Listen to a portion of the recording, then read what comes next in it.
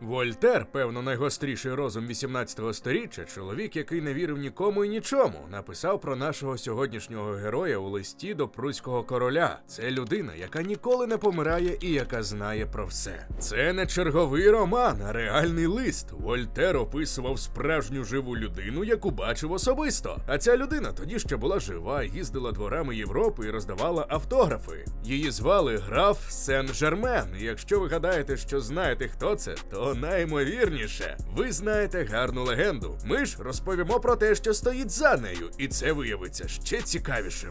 Ви, мабуть, уже чули про нього щось, що він жив кілька сотень років, що він знав секрет філософського каменя, що з'являвся королям перед катастрофами і попереджав їх, що його бачили живим за десятиліття після офіційної смерті. Усе це справді існує у книжках, у мемуарах, у переказах. Але сьогодні ми зробимо інше. Відокремимо те, що задокументували люди, які бачили його на власні очі, від того, що дописали згодом ті, хто його ніколи не зустрічав. І виявиться, що реальна людина без жодної містики є менш дивною, ніж легенда. Почнімо від запитання, яке переслідує істориків уже 200 років.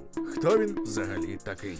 На це запитання не існує відповіді, підтвердженої документами. Граф Сен-Жермен з'явився в Лондоні приблизно 1743 року. Просто з'явився без передісторії, без родичів, без зрозумілого минулого. Він уже розмовляв щонайменше 7 мовами – французькою, англійською, німецькою, італійською, іспанською, португальською і, за певними свідченнями, ще кількома. І розмовляв кожною з них без помітного акценту. Він грав на скрипці так, що придворні музиканти сідали слухати. Він розумів хімію, живопис, дипломатію і, схоже, ще щось, чого тоді не могли назвати в жодному університетському курсі. Найперший надійний документальний слід датований груднем 1745 року. Письменник і знавець усіх лондонських чуток Горацій Волпол написав приятелю листа, в якому описав якогось дивного чоловіка на ім'я граф Сен-Жермен. Його щойно заарештували, підозрюючи у шпигунстві. Волпол зазначив: цей чоловік уже 2 роки перебуває тут і не каже, хто він і звідки,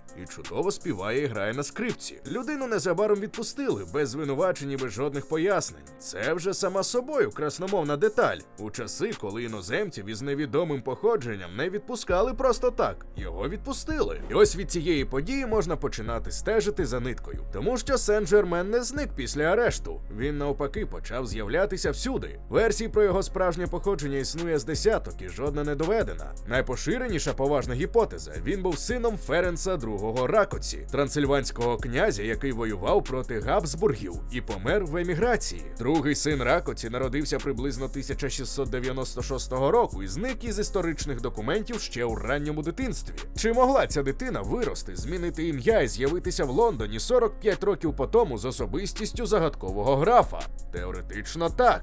Непрямим підтвердженням вважають те, що Сен-Жермен у приватних розмовах із ландграфом Карлом Гесен-Касельським, який записав ці бесіди у спогадах, сам натякав на своє трансильванське походження. Ще один підтверджуючий штрих. Одним із псевдонімів, які він використовував, був граф Цароді, анаграма імені Рагоці, тобто Ракоці. Утім, анаграма – це ще не доказ. Інші версії – незаконнонароджений нащадок іспанської чи португальської аристократії, людина сефардського єврейського походження з португальської общини, просто дуже обдарований авантюрист невідомого роду, який побудував собі ідеальну легенду. Академічна позиція доволі стримана. Ймовірно, людина вищого походження, можливо, з гілки Ракоці, та встановити це достовірно неможливо. На цьому зупиняється офіційна наука, і тут таки розпочинається те, що найцікавіше. Тому що двір Людовика XV, місце, де брехню розпізнавали інстинктивно, гостив його не просто добре, а надзвичайно добре. Сен-Жермен з'явився у Версалі приблизно 1750 року і блискавично привернув увагу короля і мадам де Помпадур. Камеристка Помпадур, мадам дю Осе, залишила мемуари, де описала його досить детально. За її свідченнями, він ніколи не їв і не пив за спільним столом.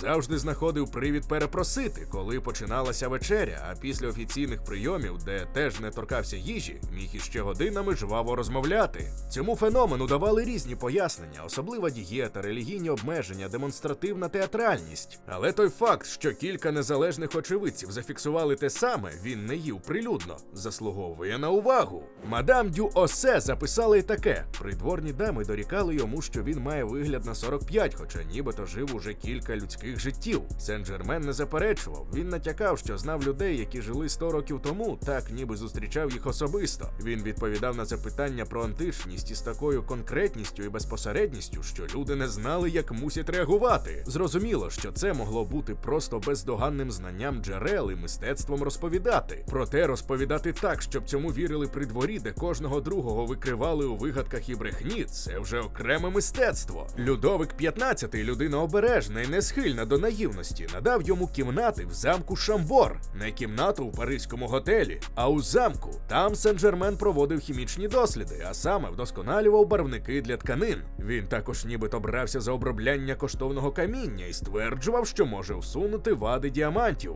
Документальних доказів успіху цих операцій немає, є придворні чутки, що Людовик справді довіряв йому коштовне каміння з особистої колекції. Хвилинка уваги для тих, хто ще не підписаний на наш телеграм-канал. У нас там не тільки анонси нових відео, а ще й безліч цікавих історій і фактів, які ми не публікуємо на Ютубі. Посилання у описі і прямо зараз на екрані. І тут поворот, про який менше розповідають, бо він менш ефективний, ніж легенда про безсмертя, зате насправді значно цікавіший. 1760 року Сен-Жермен несподівано отримав дипломатичне доручення. Людовик XV використав його у таємній паралельній дипломатії, неофіційних мирних переговорах із Англією під час Семирічної війни, на яких граф мав виступити непрямим посередником. Офіційна французька дипломатія про це не знала. Герцог де Жуазель, міністр закордонних справ, дізнавшись про це, розлютився і домігся від Людовика наказу про арешт Сен-Жермена. Той встиг утекти спершу до Англії, потім до Нідерландів. Замисліться, людина, яку монарх посилає з таємною дипломатичною місією на рівні міжнародного миру, це не просто колоритний придворний гість. Таких людей не посилають із найконфіденційнішими справами просто тому, що вони славно грають на скрипці. Щось у Сен-Жермені упевнило Людовика XV, що цьому чоловікові можна довірити щось важливіше за коштовності. Але перш як переходити до скептиків, варто сказати про одну річ, яку часто пропускають у переказах легенди. Сен-Жермен залишив матеріальні сліди свого існування, не містичні, а цілком достовірні. У Лондоні він видав збірки своїх музичних творів, пісні, арії, сонати для скрипки. Ці ноти збереглися у британських бібліотечних зібраннях і досі доступні дослідникам. Музика написана компетентним чином. Це не аматорські вправи, а твори людини, яка добре розуміла форму і стиль. При дворі Людовика він практично вивчав і провадив хімію барвників, і це теж не вигадка, бо про це пише кілька незалежних придворних джерел. Тобто перед нами людина з реальними практичними вміннями у кількох кардинально різних сферах, яка залишила достовірні матеріальні докази цих умінь. Це важливо, бо підкреслює, загадка полягає не в тому, що хтось вигадав цього персонажа. Він існував і робив конкретні речі. Питання криється лише у тому, звідки він узявся і ким насправді був. Тепер про те, що казав про нього Казанова. Казанова зустрічав Сен-Жермена і описав його у своїх мемуарах. Він вважав його блискучим, неймовірно ерудованим і водночас шахраєм. Казанова, котрий сам обдурював людей щодня і знав усі прийоми подібного мистецтва зсередини, дивився на Сен-Жермена з фаховою повагою. Про тебе жодної містики. Людина вміло створює образ, збирає корисну інформацію, вміє вражати потрібних людей у потрібну мить. Нічого надприродного. Утім, зверніть увагу, Казанова не міг пояснити, звідки береться ця нескінченна ерудиція, ці мови, ці практичні знання в абсолютно різних сферах, від хімії до музики, до дипломатії, до живопису. Він констатував факт, але не давав пояснення. Між іншим, жив Сен-Жермен під різними іменами: Маркіз де Монферрат, граф Беламар, шевальє дю Шенінг, граф де Велдон, граф Царогі. Не всі ці імена з'являлися водночас, він ніби акуратно змінював вивіску залежно від країни і обставин.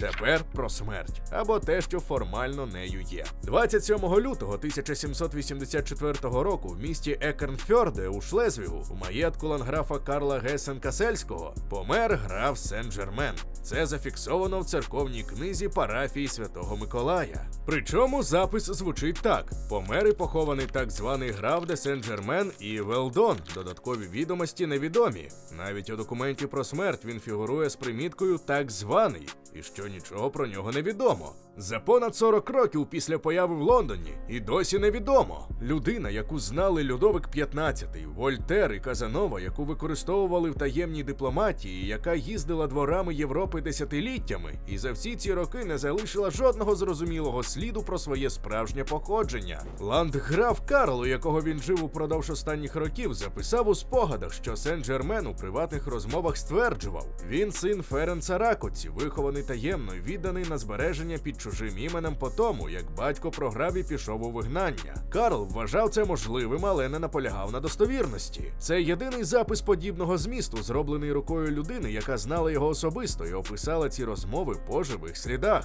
А тепер про те, як проста людська смерть перетворилася на безсмертя. 1836 року, за 52 роки після смерті Сен-Жермена, у Парижі вийшли спогади Марії Антуанетти, нібито від графині де Адемар. У цих мемуарах були описані кілька зустрічей із Сен-Жерменом після 1784 року. Він нібито з'явився до Марії Антуанетти напередодні революції, попереджав її. Знову з'являвся 1793-го і навіть пізніше. Саме звідси бере свій початок легенда про безсмертного, яка мандрує між епохами. Більшість істориків вважає ці спогади підробкою. Наймовірнішим їхнім автором вважають Етьєна Леона де Ламот Лангона, письменника, якого вже спіймали на кількох інших викритих підробках так званих мемуарів того самого типу. Документального підтвердження того, що графиня де Адемар взагалі написала будь-що схоже, немає. Тобто ключове джерело легенди про безсмертя Сен-Жермена – це найімовірніша літературна містифікація середини 19 століття, написана за 50 років після його смерті. Проте з підробкою сталося те, що часто трапляється з солодкою брехнею. Вона виявилася живучішою за правду. Наприкінці 19-го і на початку 20-го сторіччя Сен-Жермена відкрили для себе теософи. Олена Блаватська у своїх книжках 1877 і 1888 років описала його як одного з невизнаних адептів, які передають таємне знання крізь епохи. 1934 року американець Гай Баллард під псевдонімом описав зустрічі з безсмертним Сен-Жерменом на горі Шаста в Каліфорнії і заснував цілий релігійний рух «Я є». Згодом з'явилась церква Вселенська і Тріумфальна, де Сен-Жермен фігурує як вознесений владика сьомого променю. І по всьому світу є люди, які досі в це вірять. Тобто реальна людина 18-го сторіччя, обдарована, таємнича, безумовно незвичайна,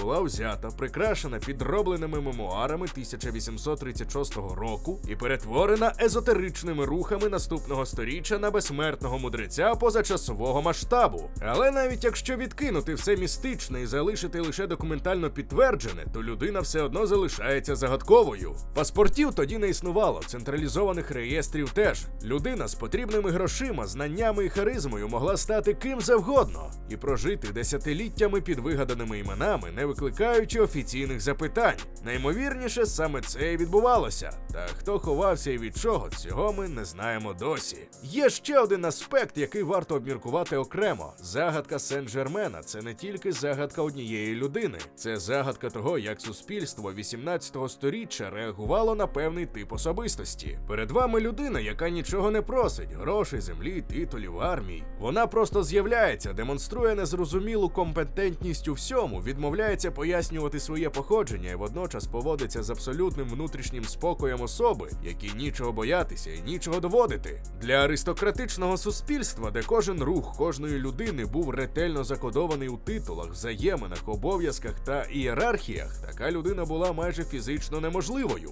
І саме тому вона вражала. Вона не вписувалася в жодну систему координат, а системи, в які нічого не вписується, або знищують, або навпаки обожнюють. Людовик XV обрав друге, і цей вибір монарха, можливо, є найцікавішим документальним фактом усієї цієї історії. А на сьогодні це все. Будьте ласкаві, підпишіться на канал і натисніть на дзвіночок. Попереду ще багато історій, у яких реальність виявляється дивнішою за легенду. Ну і вподобайка і коментар завжди допомагають для алгоритмізації. Дякуємо і до нових зустрічей!